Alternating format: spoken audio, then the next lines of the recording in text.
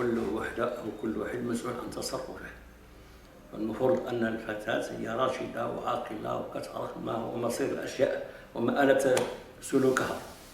فاحنا كنبينوا الحكم الشرعي لغاية ولحكمة، ماشي عبثا ولهوا، أنه هذا في عصرنا، هذا عصر المغريات والإثارات المختلفة، هذا كان نعتبره يعني مخرج يخفف عن الكبت الذي يعيشه الشاب العفيف أو الفتاة العفيفة. هذا كيكون مسلك ومهرب ينفس عنها ما تجده من كل ما من شيء إلا فيه الأذى، حتى السكين فيه أذى، هو لكن الناس كينتفعوا به، يمكن تقتل به وتجرح به وكذا.